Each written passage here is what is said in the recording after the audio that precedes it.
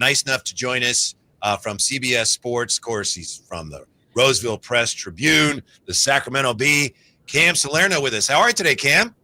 I'm good. It's draft week. It's so weird that's a 2-day event. I mean, it's cool last year because it was like at 1 o'clock on day 2, but now it's like at prime time, 5 o'clock. So it's pretty cool. I mean, draft last night was kind of, I wouldn't say chalk for the first few picks, but I think, the first 8 picks were as expected, or I guess 7 with Jaeger Demon going 8 to Brooklyn. I mean, Brooklyn, man, I don't know what they're doing. They had a really interesting draft. Like they had 5 first-round picks, and you thought they maybe would consolidate some of them to move up in the draft, but they picked all 5, and then they trade their early second-round pick today to Phoenix. So really interesting draft. I mean, obviously there's always surprises, and there's like this guy got picked there, but I mean, we'll talk about him in a sec. But I was surprised that Clifford fell to 24. I had him 15 on my big board. I mean, he's a terrific player. Can impact the game immediately, and is someone who really is going to make an impact day 1. I think in Sacramento. Why do you think he slid down then? I mean, because most mock drafts, I saw him 17. Why do you think he was available at 24? I still think people kind of get freaked out about age. I mean, he's going to be 24, I believe, in February. He's an older prospect, but I mean, he really is someone who knows his role. I mean, he started at Colorado and he was a reserve, and then he built up to become a starter at Colorado, then transferred to Colorado State and, became a high-end starter there. And then obviously this past season, he was one of the best players in college basketball. He was a borderline All-American. He did really a little bit of everything. Like he really improved his free throw volume.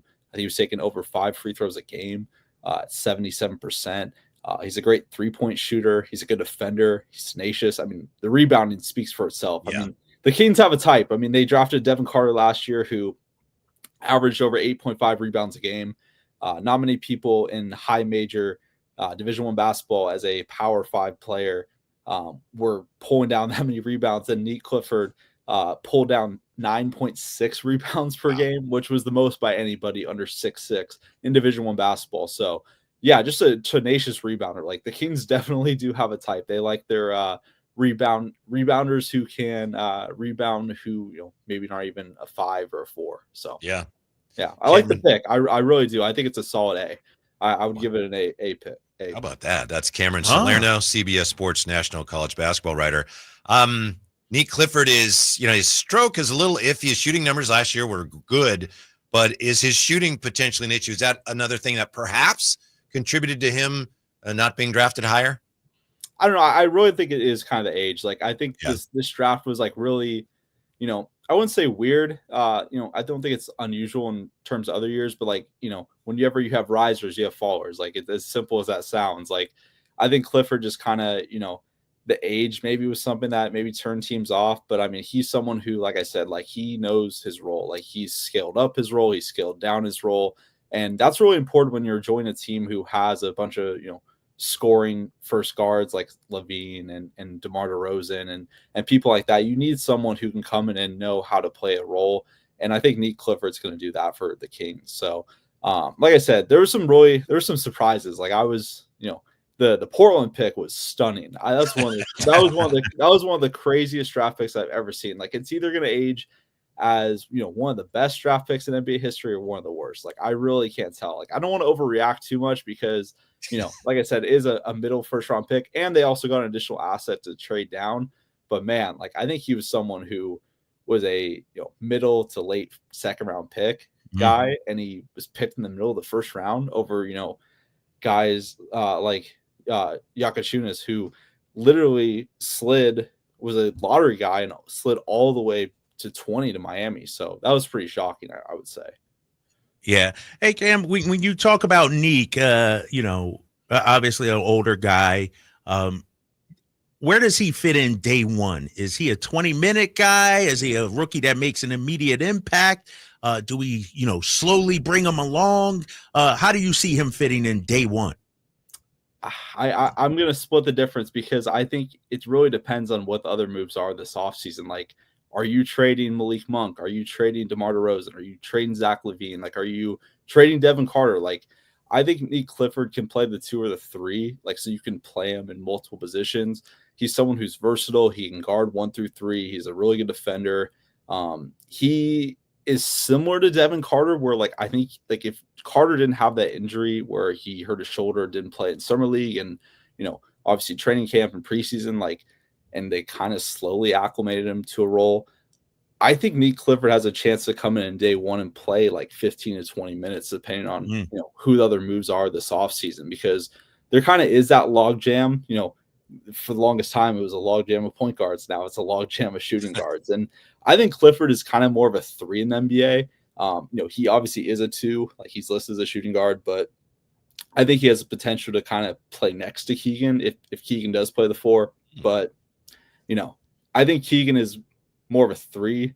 And I think kind of the, point guard is the biggest need, I think, for the Kings right now. But also finding someone who can play next to Keegan at the 4 and complement Domas, I think would be really important too. It's Cameron Salerno, CBS Sports national college basketball writer. Speaking of the point guard position, obviously a long shot trying to address your point guard needs in the second round, but there is a guy still out there that could be available when the Kings pick today that a lot of fans know, and the Kings worked him out. Tyrese Proctor. He's well known because of the college team he played for, but what kind of prospect do you think Tyrese Proctor is at this point? Yeah, I mean, Proctor is a really interesting prospect. Like, he was someone, like, after his freshman season at Duke, many thought he was going to declare for the draft and be a first-round pick. Then he kind of comes back to school and has a kind of a so-so sophomore season. Like, the game that highlights everything is when they played NC State in the Elite Eight. He really struggled and had one of his worst games of the season, then comes back and, plays a key role, like shoots it really well. Like, he's a really good defender. Like, he's a point guard who can defend, shoot. Like, I think he is someone who would be a steal in the second round. And wow. I mean, if someone, like, that's the thing with the Nets, like they took all the point guards in the first round. So there's going to be, more teams, I think, in the second round who need a point guard who might covet Proctor. So, like, I wouldn't be surprised if Proctor comes off the board in the first 5 or 6 picks today. So I think the Kings would possibly have to trade up to land Proctor. But, yeah, I think he'd be a great target. I mean, I really also like Rasheer Fleming out of St. Joe's. There's a lot of – I mean, I had him, as a first-round prospect on my personal board. I know there are concerns about the creation, but, I mean, he has an excellent wingspan. He did shoot really well this year. Like, people are kind of concerned if that is going to translate to the NBA. But, I mean, he's someone who can guard 3s, 4s, and maybe even 5s. Like, he has tremendous length. Like, he's someone who you could probably play next to Keegan and Sabonis, like, at the 4. So, I mean, those are 2 names that really come to mind to me. But also at the same time, too, I have my doubts those guys will be available at 42. So it would likely have to be a trade-up scenario to get one of them. But I think there is like a really good, case for Tyrese Proctor to come to Sacramento, just because, if they're kind of doing everything for a point guard. Like, I saw obviously today they were, in suitors for Dennis Schroeder, Tyus Jones, Russell Westbrook, and those names are great. But are they a starting point guard that like take Keon Ellis out of the lineup for? Like, I don't think so. And, Keon's not, I don't think, a true 1, but like, he's someone who needs to be playing on the floor at least 25, 30 minutes a night, in my opinion. So, I mean, Proctor would obviously be more of I don't think he'd be your starting point guard, obviously, but he's someone who is, has upside. Like, he was a former highly touted recruit, played at Duke, like, really good prospect, like, at one point. And he kind of really built up his stock, like, this year. I think, towards the end of his sophomore year, it was kind of like his stock was trending downward. And I think this year he really showed, like, hey, like, he has those, like, first round upside that people were talking about like 2.5 years ago. So I think he's a really good prospect, and he's someone who, if the Kings were somehow able to land at 42, they should be ecstatic. When you look at that 42 and just the second round, from a philosophy standpoint, are you drafting for need, or at that point it's just whoever got talent, let me take the best available at that point? I haven't been shy about this. Like, second round picks are like lottery picks, or lottery tickets. Sorry. You have to just take the gamble. Second round picks for the most part don't pan out. And, they are guys who play in the G League, and maybe they get called up at some point in the year. Maybe they're a 2-way guy for you.